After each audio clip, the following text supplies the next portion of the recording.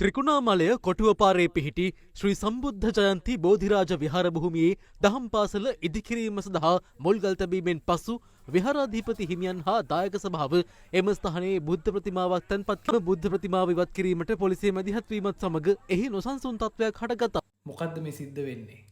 බුද්ධ ශාසනය අවසානයේද මේ? ඔයාට එහෙම හිතෙනවද? ඔයාට එහෙම හිතෙන්න පුළුවන්.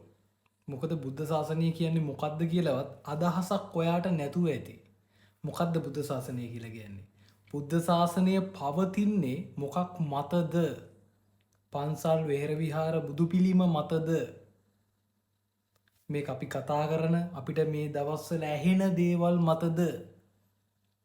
නෑ. බුදු සසුන පවතින්නේ ඔය කිසිම දෙයක් මත නෙවෙයි. එහෙනම් බුදු සසුන පවතින්නේ බුදු දහම පවතින තාක්කල් බුදු සසුන පවතී. මොකද්ද බුදු දහම? බුදු දහම පවතින්නේ කොහොමද?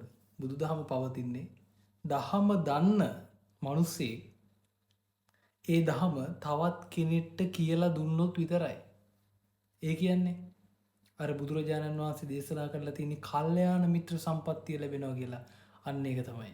කල්යාණ මිත්‍රයා කියලා කියන්නේ දහම දන්න මිනිහා එයා ඒ දහම තව කෙනෙක්ට කියලා දෙනවා. ඔන්න ඔය දේ සිද්ධ වුණොත් විතරයි බුදු දහම කියන එක පවතින්නේ.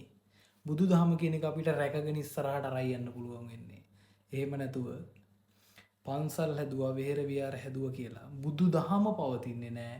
බුද්ධ ශාසනය පවතින්නෙත් නැහැ.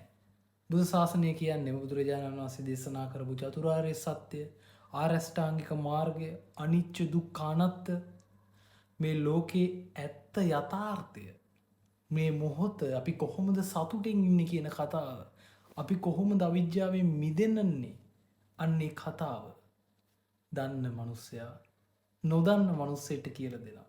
ඒ මිනිස්සයා ඒක අහලා දැනගෙන තව මිනිස්සෙට කියලා දෙනවා. අන්න එහෙම ඔන්න ඔය කියන වැඩේ දිගින් දිගටම සිද්ධ වුණොත් දහම ඊළඟ පරම්පරාවට රැ යන්න පුළුවන්. ශාසනය පවතිනවා. එහෙම උනේ නැත්තම් ඔන්න ඔය චේන් එක තැනකින් හරි කැඩුනොත් දහම ඉවරයි. ශාසනයත් ඉවරයි. ඉතින් මේ දහම, බුදු දහම, බුද්ධ ශාසනය පවත්වාගෙන යන්න නම් කරන්න ඕන එකම එක දෙයයි බුදු දහම දන්න මිනිස්සෙකින් අහලා දැනගන්න. කල්යාණ මිත්‍රයෙක් හොයාගන්න. කල්යාණ කිව්වේ කලන මිත්‍රයා. කල කිව්වේ කෙලෙස්. න කිව්වේ නසන දහම දන්න මිනිස්සයා. කෙලෙස් නසන දහම දන්න මිනිස්සයා තමයි කල්යාණ මිත්‍රයා, කලන මිතුරා කියලා කියන්නේ.